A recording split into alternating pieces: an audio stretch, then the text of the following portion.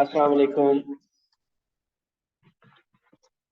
हमने work energy power के I think काफी पास से बड़े क्वेश्चन भी कर लिए हैं और अगर आपको कोई क्वेरी है कोई पूछना चाहते हैं तो पूछ लें। लेकिन मेरा ख्याल है कि जितने हम कर चुके हैं अब हमें आगे जाना चाहिए।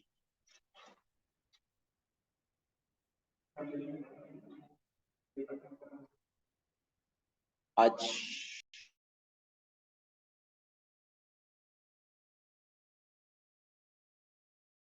सर क्वेश्चन नंबर 43 का बी पार्ट करा सकते हैं?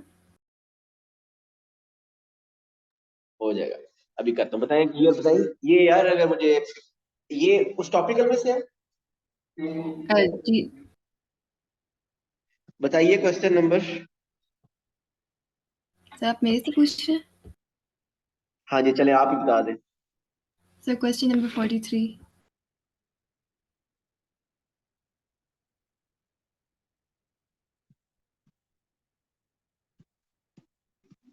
आपको इस अहमद इस बुकलेट के हिसाब से नहीं पता? आपका ईयर कौन सा है?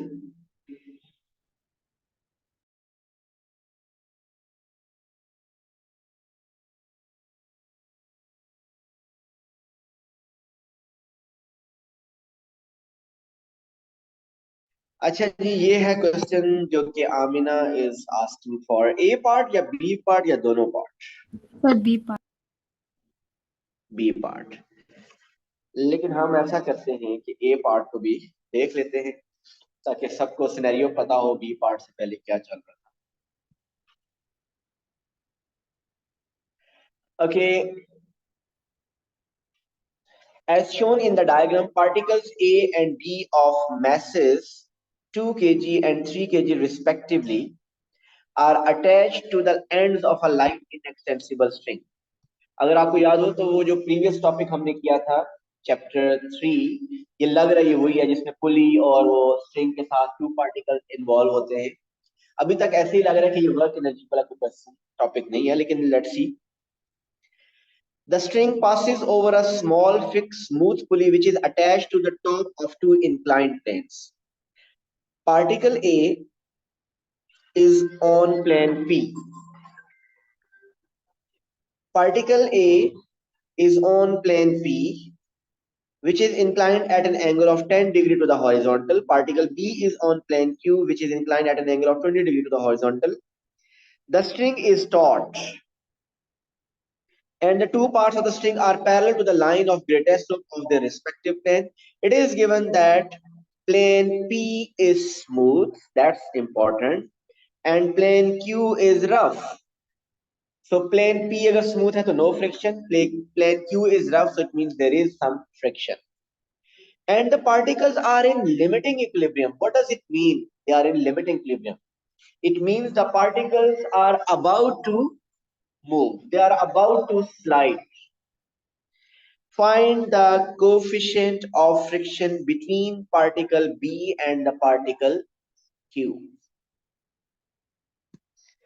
So coefficient of friction find करना है mu, और coefficient of friction find करने के लिए we know कि F is equal to mu over R. आपको friction चाहिए and you need R. आपको friction और R चाहिए, friction और normal contact force between the plane and between the particle B and Q. So ये previous topic है, इसमें कहीं पे work energy नहीं आ रहा, तो आप क्या करें, सबसे पहले B के ऊपर सब forces लेबल कर दीजिए। सब forces लेबल करें। अगर हम सब forces को लेबल करें, so weight is acting vertically downward कितना, 30 न्यूटन। वेट को आप रिजॉल्व कर लें, perpendicular, and this one we know this angle is 20, so angle के opposite is 20 sin 30 and this is 20 cos 30.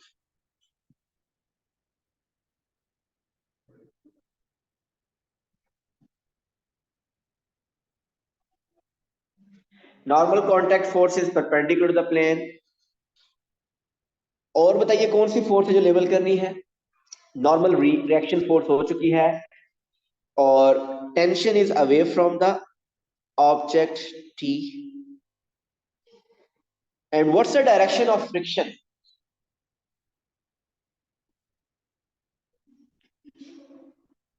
Direction of friction क्या है?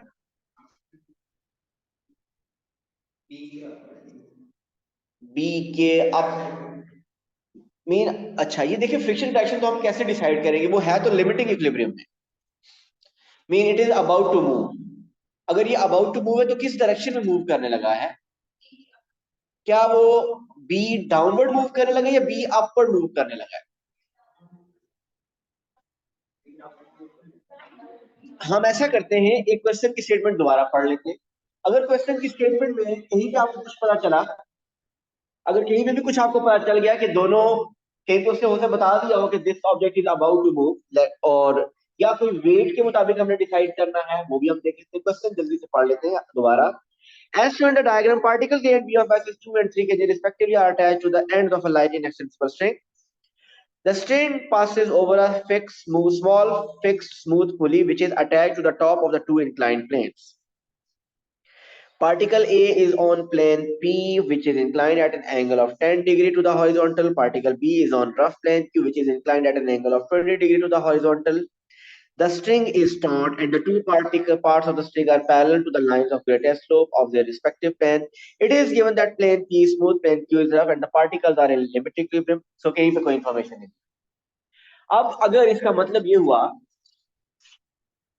कि दोनों के वेट भी बैलेंस, दोनों हॉरिजॉन्टल एक लाइन पे स्ट्रेट लग रहा है कि बिल्कुल स्ट्रेट लाइन पे, कहीं मेंशन नहीं किया, तो आप ये कह सकते हैं कि क्यू का वेट ज्यादा है तो वो डाउनवर्ड अगर मूव करवाएं उसको, तो अगर हम ये कंसीडर करें कि क्यू इज मूविंग डाउनवर्ड, तो उसके मुताबिक जो सॉल्व करेंगे तो ठीक आएगा। और अगर इसका रिवर्स भी केस लेंगे, इसका मतलब फिर इस क्वेश्चन में वो भी ठीक आना चाहिए। तो किसी एक तरह आप ले लें, हम क्या एज्यूम करने लगे कि particle Q is about to move down the plane. So what will the direction of friction? Up the plane. याद रखिएगा हमने क्या केस लिया है कि particle B is about to move down the plane. So बताइए what about particle A, is it about to move down the plane और up the plane? फिर वो अप द प्लेन होगा ना। अगर बी को आप कह रहे हो कि वो डाउन द, दोनों कनेक्टेड है। अगर बी डाउनवर्ड मूव करने लगा इसका मतलब ए अपवर्ड मूव करने लगा होगा। सो अब मैं ए को भी, क्योंकि मुझे लेबल करना है, ए का वेट कितना है 20 न्यूटन, उसका भी रिजॉल्व करें सब कुछ। 20 sin 10, 20 cos 10, इसका आर डिफरेंट होगा, इसमें tension away from the object. क्या हमें कुछ फ्रिक्शन लेबल करनी है ए पे? ए पे कोई फ्रिक्शन नहीं है। ओके जी, अब ये इक्विलिब्रियम में है, उसने कहा दिया कि ये लिमिटिंग इक्विलिब्रियम है, इसका मतलब up the plane and down the plane they are equal. So आपको ए पे लेबल करने से टेंशन फौरन से मिल गई। क्या ऐसा ही है? मैं फोर्सेस लिखने लगूं, up the plane and down the plane forces are equal. Up the plane force is tension force and down the plane force is 20 sin 10। So T क्या आ गया? 20 sin 10। इसका क्या फायदा हुआ? आपको पता टेंशन तो वहां पे भी यही होगी, तो टेंशन आपको पता चल गई 20 sin 10। So this is from particle A.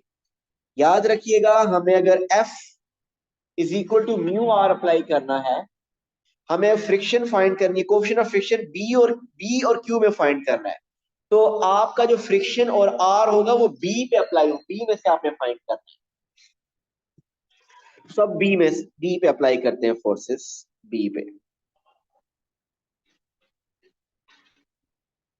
Okay at B, okay B पे परपेंडिकुलर फोर्सेस क्या हैं? वो इक्वल होंगे मीन, और पैरेलल फोर्सेस इक्वल क्या होंगी? वो भी इक्वल होंगी।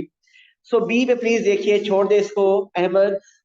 बी पे फोर्सेस देखिए, अप द प्लेन कितनी फोर्सेस है बी पे? F and T. Is equal to down the plane कितनी फोर्सेस है? ए की फोर्स है और वो है 20 sin 30। यहां से आपको एफ मिल जाएगा। कैसे? टी आपको पता है ना, व्हाट इज टी?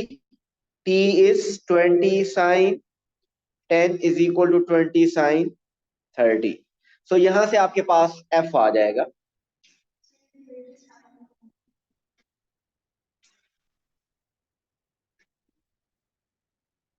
30 साइन 20 होगा, बिल्कुल सही कह रहे हैं, मैंने गलत लिखा हुआ है, 30 साइन 20 होगा ये, 30 साइन 20, क्योंकि एंगल वो है 30 साइन 20। सो ये करेक्शन कर लीजिए, यहां से आपके पास एफ आ जाएगा फ्रिक्शन। ओके, अब देखिए आर, आर कैसे फाइंड करें। अब आप कंपेयर कीजिए परपेंडिकुलर फोर्सेस को, perpendicular forces are also equal because it's limited. So R is equal to 30, sorry, it's 30 cos 20, 30 cos 20, 30 cos 20। तो आर भी आ गया। सो जब आर भी आपके पास आ गया, एफ भी आ गया, तो F is equal to mu R apply करेंगे तो म्यू आ जाएगा। जी आमिना बताइए म्यू का आंसर क्या आया है।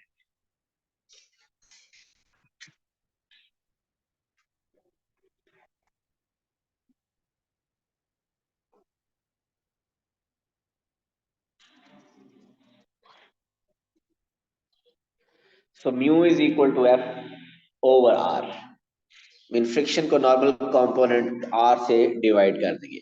आर आप याद रखिएगा बी में से लेना है, ए में से नहीं लेना, क्योंकि बी पे आप कोएफिशिएंट ऑफ फ्रिक्शन फाइंड कर रहे हैं।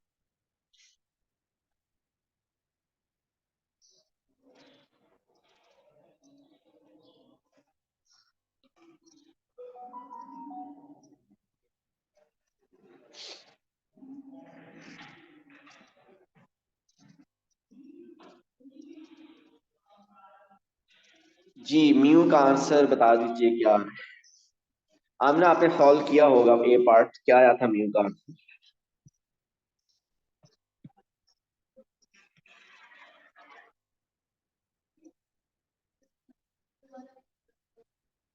सॉरी 0.191।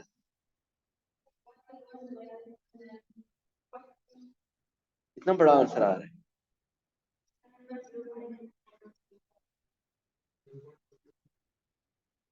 फिर चेक करें आप, कैलकुलेटर का मोड डिग्रीज में है और दोनों का सेम आ रहा है, ट्विंस जो है 0.24 0 3 सिग्निफिकेंट फिगर ये बन रहा है। एफ को या डिवाइड करना है आर से, आपने पहले ये उधर शिफ्ट किया, ये ये उधर माइनस करना है, एफ आएगा, वो जो आंसर आएगा उसको डिवाइड करेंगे 30 cos 20।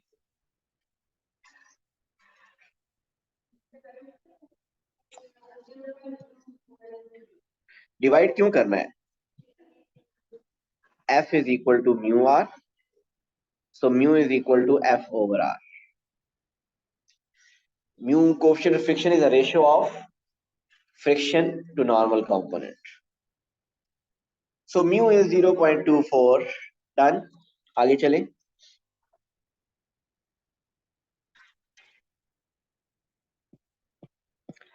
So if part A में that was pure your chapter number 3 which means Newton force। In fact ये तो इक्विलिब्रियम वाला था कि ये तो उससे प्रीवियस चैप्टर है, चैप्टर 2 बन जाता है। ओके जी, लेट्स सी कि ये क्या है question. B part, it is given instead that both planes are smooth and that the particles are released from rest at the same horizontal level। अब उसने क्लियर कर दिया कि वो सेम हॉरिजॉन्टल लेवल पे थे। They are release from rest, find the time taken until the difference in the vertical height of the particles is 1 meter। That's good question। You should assume that this occurs before A reach the pulley or B reach the bottom of plane Q। जी I am reading the statement again, ये वाली यहां तक एक बात तो उसने बताया कि दोनों प्लेन अब स्मूथ है, कोई फ्रिक्शन नहीं है। इसका मतलब लग रहा है क्वेश्चन इजी हो गया थोड़ा सा, लेकिन वो कह रहा है find the time taken until the difference in the vertical height of the particles is 1 meter। हमें वो टाइम फाइंड करना है जब उनकी वर्टिकल हाइट का डिफरेंस इज 1 मीटर। पहली बात कि क्वेश्चन किस किस को समझ आया है, ये बात है। सॉल्व कैसे करना है that's a secondary thing. Question समझ आया, इसका मीनिंग क्या है, क्या क्या मीनिंग।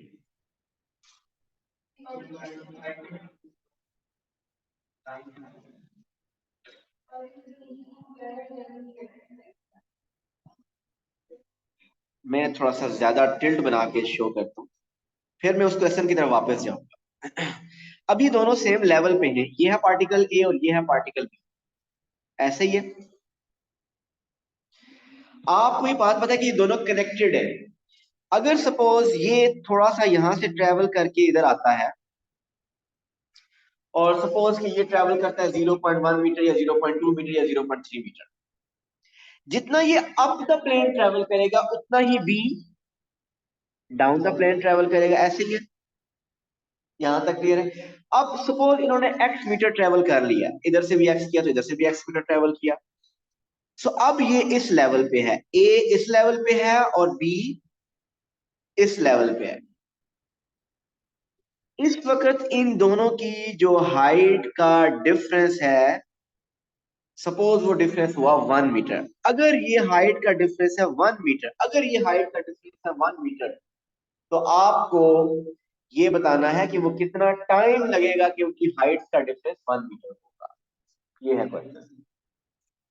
सो जितना ए अप द प्लेन मूव करेगा। अच्छा, अगर दोनों वर्टिकल होते तो फिर बहुत इजी क्वेश्चन था। अगर दोनों वर्टिकल होते तो मैं कहता कि ए अपवर्ड 0.5 ट्रेवल करेगा, बी डाउनवर्ड 0.5 ट्रेवल करेगा, तो टोटल डिस्टेंस वर्टिकल गैप कितना आ जाएगा, 1 मीटर। लेकिन ये दोनों वर्टिकल है ही नहीं, दोनों जो ट्रेवल कर रहे हैं वो इंक्लाइन प्लेन पे कर रहे हैं, तो वो 0.5 वाला आप नहीं ले। सो वो अब आपको डिपेंड करेगा कि वो क्या केस बनता है। तो स्टार्ट, क्वेश्चन समझ आया ना कि हमने इसमें करना क्या है। क्या हम इसमें वर्क एनर्जी मेथड यूज करें, और अगर हम या डायरेक्ट करें किसी और मेथड से। अगर हम वर्क एनर्जी मेथड यूज नहीं करते, simply net force is equal to M A use करते हैं, तो उससे एक्सेलरेशन आ सकती है। अगर वर्क एनर्जी इक्वेशन हम यूज मत करें, क्योंकि यहाँ पे कहीं पे वर्क एनर्जी के बारे में अभी बात तो उससे नहीं, जब बात नहीं की, तो हम सिंपली ये अगर लें कि पार्टिकल ए भी मूव कर रहा है अपवर्ड, बी डाउनवर्ड, एक्सेलरेशन अगर हम फाइंड कर ले दोनों की, और वो फाइंड कर सकते हैं, दोनों की इक्वेशन बना के एक्सेलरेशन आ जाएगी। जब एक्सेलरेशन आ जाएगी तो दोनों का डिस्टेंस ट्रेवल भी हमें पता है कि वो सेम होगा, लेकिन दोनों के हाइट्स का डिफरेंस वो 1 होना चाहिए। Height mean h1 plus h2।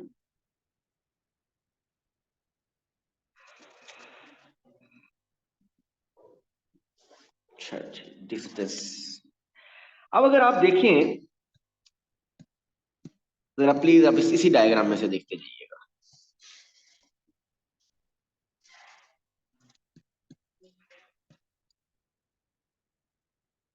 सो ए ने डिस्टेंस कितना ट्रेवल किया होगा, ये जो हाइट होगी h1 होगी, ऐसे ही है। और उस वक्त ये वर्टिकल डिस्टेंस कितना होगा, h2 होगा, ऐसे ही है। This is h1 and this is h2। हम फाइंड करना चाहते हैं, हमें पता है कि इन दोनों हाइट्स का सम क्या होगा, 1 मीटर। जब इन दोनों हाइट्स का सम 1 मीटर होगा, तो उस वक्त आपको टाइम फाइंड करना है। ये बात क्लियर है। अब h1 किसके इक्वल होता है, वो आपको पता है, h होता है d साइन थीटा। तो यहाँ पे h1 क्या होगा, x साइन थीटा। दोनों का डिस्टेंस लेवल तो x ही होगा ना, और ये a के लिए एंगल कितना था, 10 डिग्री था। 10 डिग्री था, तो इसके लिए h1 is basically d sine theta mean x sine 10, और h2 के लिए x sine 20 is equal to 1। यहां से आपको x मिल जाएगा। दोनों में से अगर आप लें x common, so sin 10 plus sin 20 is equal to 1. So x is equal to 1 over sin 10 plus sin 20। याद रखिए ये फाइनल आंसर नहीं है, मुझे इसका आंसर ज्यादा सिग्निफिकेंट फिगर तक चाहिए, या एग्जैक्टली रखते रखिए, चले फिर 5 सिग्निफिकेंट फिगर एटलीस्ट बताइए इसका आंसर।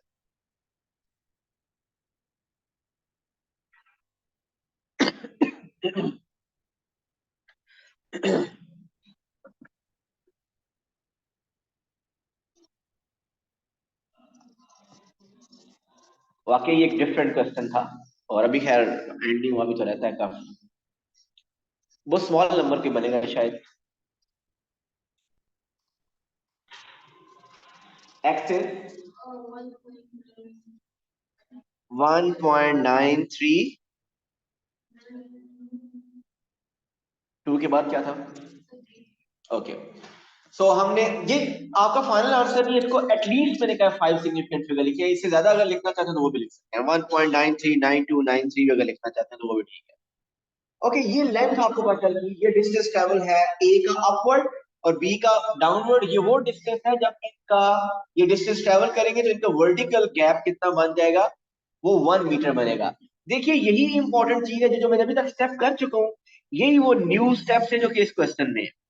इसके आगे मैं जितना भी करूंगा वही कन्वेंशनल मेथड होगा जो आप इससे पहले कर चुके हैं। आप इसी को दोबारा देखिए, ये बात समझ आएगी आप लोग।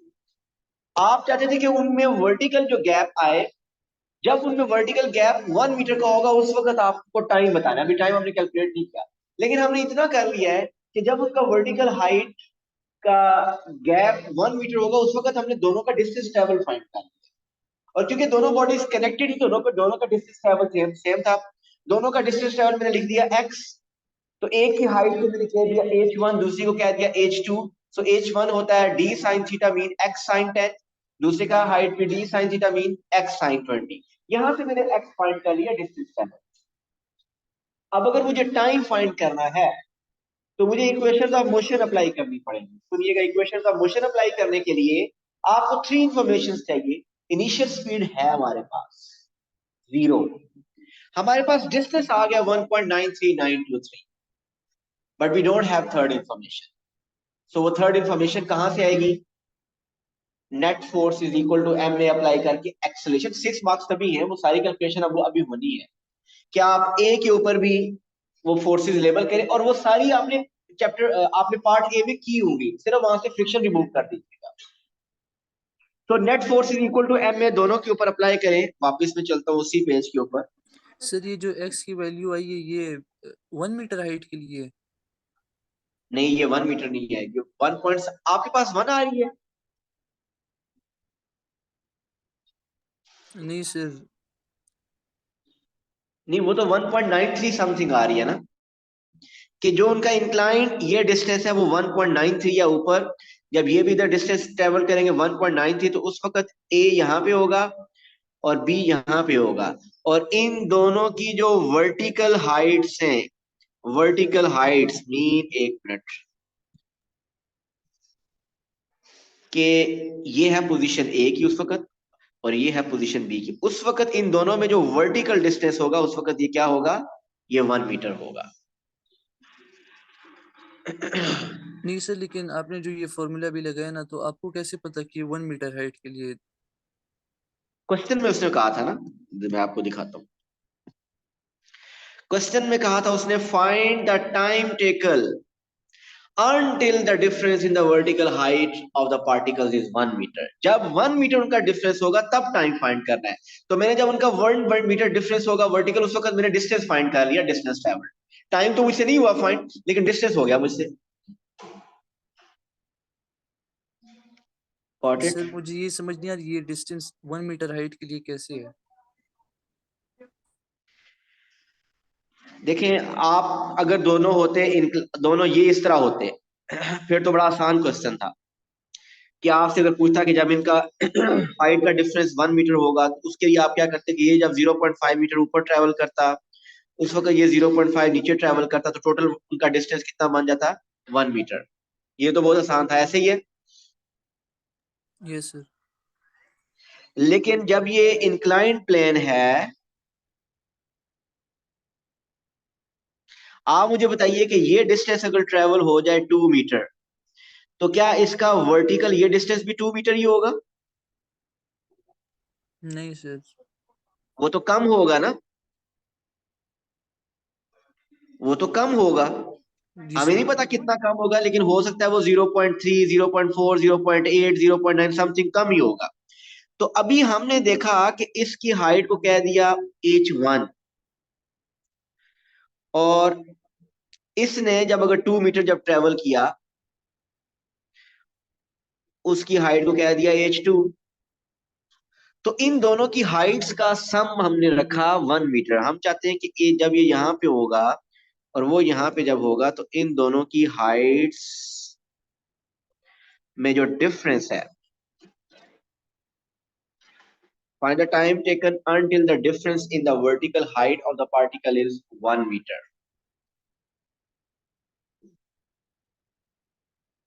Find the time ठीक taken है sir. until the difference in the vertical height of the particles is 1 meter. Mean जब उनका ये पोजीशन जब होगी और इसकी ये पोजीशन होगी, ये हाइट्स है इनकी, इनमें जो हाइट्स का, वर्टिकल हाइट्स का जो डिफरेंस होगा वो 1 मीटर। मीन इनका ये जो डिफरेंस है, ये गैप कितना होना चाहिए? ये 1 मीटर होना चाहिए, ऐसे ही है। Yes sir.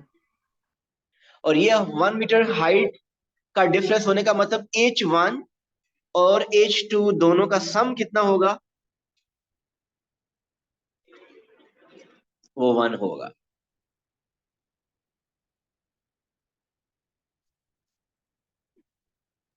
ठीक है सर, समझ आ गई, थैंक यू सर। ठीक हो गया। अब हमने वो टाइम फाइंड कर लिया है। सॉरी, टाइम नहीं फाइंड किया हमने, लेंथ फाइंड कर लिया, डिस्टेंस ट्रेवल्ड हमने फाइंड कर लिया है। जब उनका वर्टिकल हाइट का डिफरेंस 1 मीटर होगा।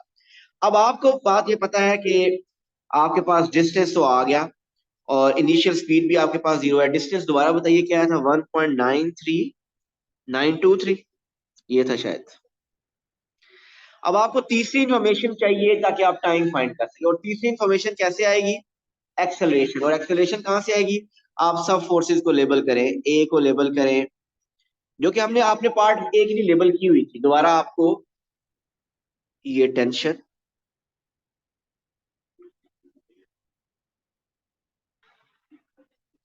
This is 20 sine 10। तो देखिए ए के लिए इक्वेशन क्या बनेगी? ए के लिए इक्वेशन, ए मूव कर रहा था up the plane, so up forward force minus backward force is equal to M A. So forward force T minus backward force 20 sine 10 is equal to M A, mean 2a। ये ए के लिए बन गया। इसी तरह बी के लिए आप इक्वेशन बनाएं। बी का फोर्स टेंशन है, याद रखिए कि अब बी के लिए कोई रेजिस्टिव फोर्स फ्रिक्शन नहीं है, क्योंकि उसने कहा दोनों स्मूथ है। सो इसमें फॉरवर्ड फोर्स क्या है? ये वाली 30 sine 20। So forward force 30 sine 20 minus tension is equal to M A, mean 3a। So अब आप करेंगे क्या कि इन टू इक्वेशन को साइमल्टेनियसली सॉल्व करेंगे। आपके पास एक्सेलरेशन भी और टेंशन भी आ जाएगी। हमें सिर्फ एक्सेलरेशन चाहिए। जब आपके पास वो एक्सेलरेशन भी आ जाएगी, डिस्टेंस भी होगा, ए भी होगा, so we have three informations, तो आप टाइम फाइंड कर सकते हैं। किसी एक इक्वेशन ऑफ मोशन जो आपको लगे कि यूज हो रही है वो आप यूज करेंगे, और यूज हो रही है s is equal to u t plus half a t square.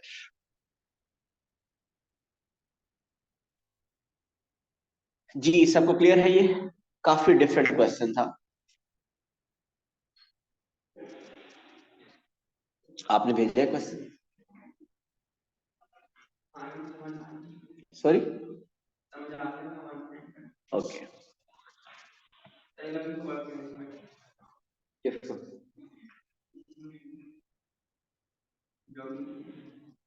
मुश्किल हो जाएगा।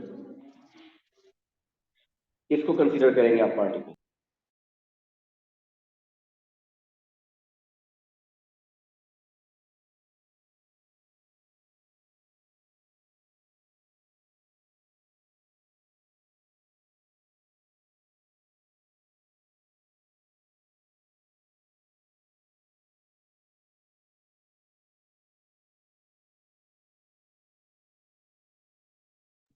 अच्छा जी, आमिना, आई होप ये क्वेश्चन क्लियर होगा। इसके अलावा कोई और क्वेश्चन है तो बताइए।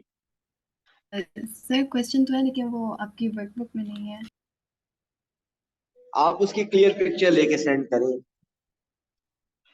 ओके सर, और एक ये सेकंड। टॉपिक है वर्क एनर्जी का। ये वर्क एनर्जी का नहीं था, बाई चांस इस वर्कशीट में तो है, लेकिन ये इसका नहीं। जी सर, वर्क एनर्जी का ही है।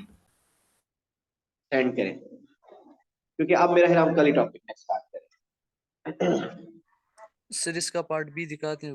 ओहो, 2-3 मिनट रह गए सिर्फ, इतना लंबा टाइम लगे। जी क्या कह रहे हैं आप, इजलाल? सर वो ये क्वेश्चन का पार्ट बी दिखा दें।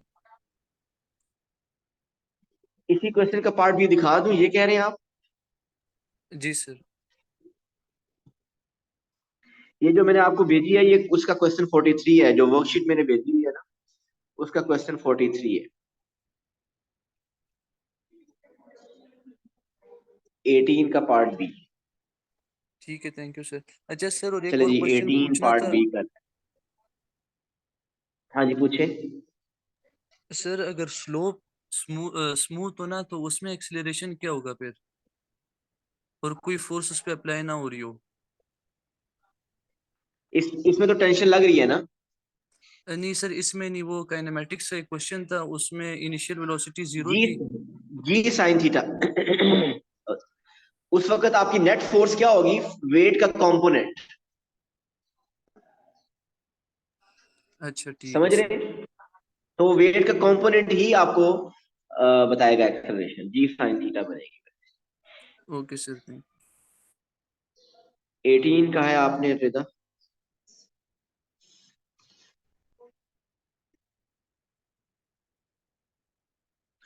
A particle of mass 0.3 kg is released from rest above a tank containing water. The particle falls vertically, taking 0.8 seconds to reach the water surface. There is no instantaneous change of speed when the particle enters the water. The depth of the water in the tank is 1.25 meter. The water exerts a force on the particle, resisting its motion. The work done against this resistance force from the instant that the particle enters the water until it reaches the bottom of the tank is 1.2 joules. Use an energy method to find the speed of the particle when it reaches the bottom of the tank. ये हो गया part 1. When the particle reaches the bottom of the tank, it bounces back vertically upwards with initial speed 7. As the particle rises through the water, it experiences a constant resistance force of magnitude 1.8 Newton. The particle comes to instantaneous rest t seconds after it bounces on the bottom of the tank. Find the value of t.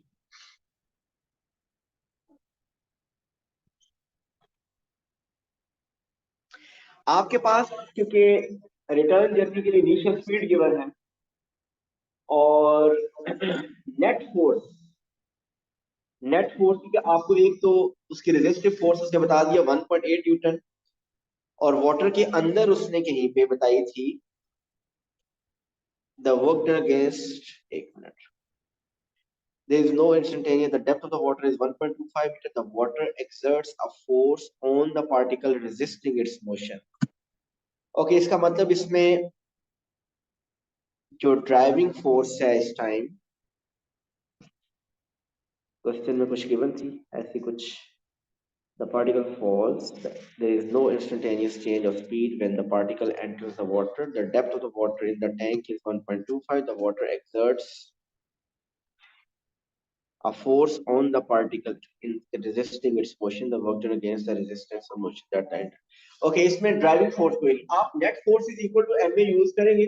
कौन सी forces है उसमें to, जब वो particle upward move हो रहा होगा, वापस आ रहा होगा, एक तो उसको रेजिस्टेंस फोर्स होगी, रेजिस्टेंस की डायरेक्शन डाउनवर्ड होगी, क्योंकि अब पार्टिकल अपवर्ड मूव कर रहा है। जब वो डाउनवर्ड होगी,